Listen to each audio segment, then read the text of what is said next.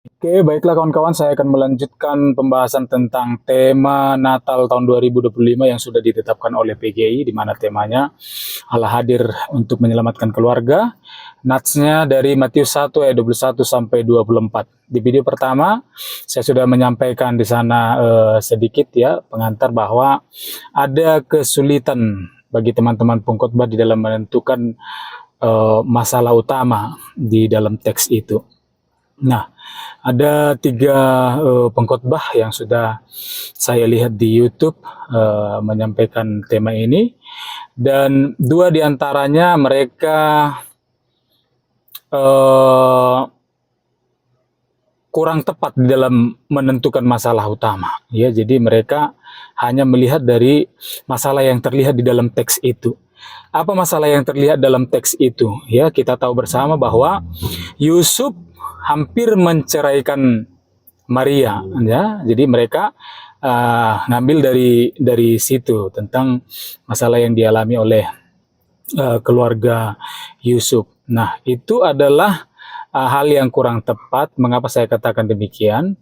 Karena kalau kita melihat masalahnya dari peristiwa di mana Yusuf hampir menceraikan Maria, itu kalau kita lebih kritis lagi, mungkin kita bertanya, mengapa Yusuf hampir menceraikan Maria? Ya, karena mereka belum melakukan hubungan suami istri, maksudnya belum menikah, ya, hanya masih bertunangan gitu. Lalu siapa yang di dalam rahim Maria? Yesus. Lalu muncul mungkin kesimpulan bahwa sumber masalah dari keluarga Yusuf sehingga mereka bercerai, kan sumber masalahnya jadi karena kehadiran Yesus ya di tengah-tengah keluarga itu. Jadi itu adalah hal yang kurang tepat di dalam kalau kita buat itu sebagai masalah utama. Lalu kemudian yang kedua, ya, maksudnya yang kedua, teman pengkhotbah tadi dia lari dari konteks, artinya dia tidak menjadikan masalah yang ada di dalam teks itu sebagai acuan gitu. Jadi hanya biasa saja dia kaitkan dengan masalah yang terjadi pada umumnya di dalam keluarga. Nah, teman-teman, itu yang kurang tepat menurut saya ya.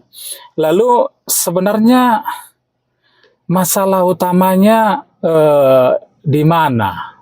Ya, kan kita harus ketemu dulu, baru kemudian kita tahu nanti bagaimana menyelesaikan masalah tersebut. Nah, teman-teman, temanya kan Allah hadir untuk menyelamatkan keluarga. Jadi keluarga yang ada di dalam teks itu yang harus menjadi acuan.